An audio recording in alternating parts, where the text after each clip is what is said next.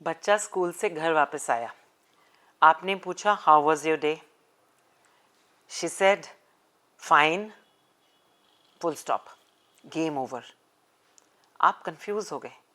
अरे पूरे दिन स्कूल में क्या किया, कुछ तो बताओ. Let's talk in this video how to ask the question from children, how was your day, in a right manner. एक चीज़ याद रखिए, जब बच्चे स्कूल से घर वापस आते हैं they are full of the experience and उनका एक्सप्रेशन आपको बहुत कुछ बता सकता है.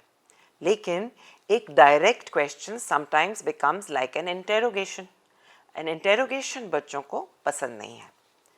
प्रॉब्लम ये है कि the moment we ask them कि आज स्कूल में क्या हुआ and then they start narrating their side, और जब वो बताते हैं आज क्लास में ऐसा हुआ, फ्रेंड्स के साथ ऐसा हुआ, आप पूरी बात सुने बिना उनको बीच में ही रोक देते हैं. लाइक तुम्हारे फ्रेंड्स ने गलत किया, वो तुम्हारे लिए अच्छा नहीं है, छोड़ दो उसको. या ऐसे जवाब देते हैं टीचर को. या क्लास में तुम फन कर रहे थे इसीलिए तुम्हारा काम कंप्लीट नहीं होता. ऐसा करने से बच्चे अपने आप को रोक लेते हैं and then they stop sharing.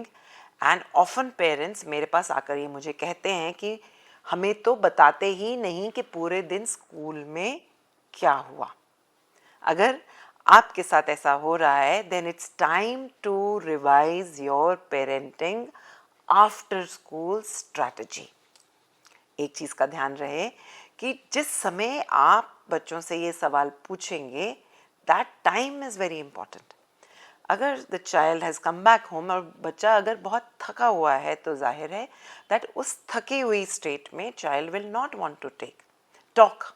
सो ये सवाल आप उनसे तब कीजिए when the child is a little relaxed, maybe during an evening walk और एट डिनर टाइम और at bedtime. And instead of asking this question directly how was your day, थोड़ा सा चेंज कर दीजिए. What did you learn in school today? What was the fun moment?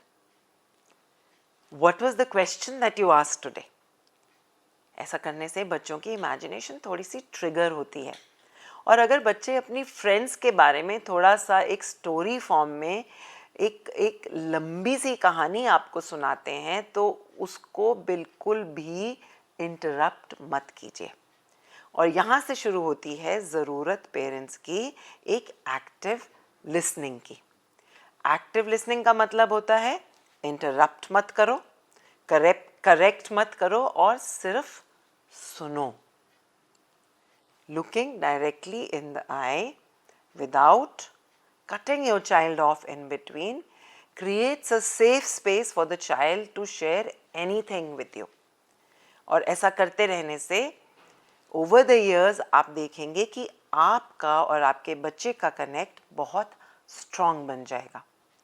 And eight times जब बच्चे को कोई struggle महसूस हो रही है और बच्चे को अपनी किसी भी चीज़ के बारे में आपसे शेयर करना होगा तो वो एक रिचुअल जो आप दोनों के बीच में बन गया है ओवर द ईयर्स, उस रिचुअल में वो कंफर्टेबली आपके साथ आप अपने दिल की बात रख देंगे. ऐसा करने से आपको ये भी पता रहेगा कि स्कूल में बच्चों के साथ क्या हो रहा है. What are your child's pain points, और ऐसी क्या चीज़ें हैं जिससे बच्चे को दर्द होता है. और एक और चीज़ याद रहे कि स्कूल में बच्चे अपने बहुत बड़े पीयर ग्रुप में होते हैं एंड उस समय जब जो आप बात बच्चों से करेंगे तो आपको ये भी समझ में आ जाएगा कि टाइम से जो चेंजेस आए हैं बच्चों की लाइफ्स में, बच्चों के पीयर ग्रुप में, पढ़ाने के तरीके में या होमवर्क मिलने के तरीके में या आगे जो करियर ऑप्शंस चूज़ करनी है उसके बारे में आपको धीरे धीरे बहुत कुछ पता चल जाएगा. This will also become your window to learn about the changes in the day-to-day life of the child connected with the environment and changes in the education system. पर इस सवाल में आपका बहुत बड़ा गेम प्लान नहीं होना चाहिए. As a parent, this question should be a window for you to connect with your child from the heart in a better way so that you both can share your fun elements of the day with each other in a very easy manner. इसीलिए तो मैं कहती हूँ कि parenting की पाठशाला देखते रहिए because we make parenting fun and easy here. तो यहाँ पर ये सवाल आपकी पेरेंटिंग को फन एंड ईजी तो ज़रूर बना ही डालेगा.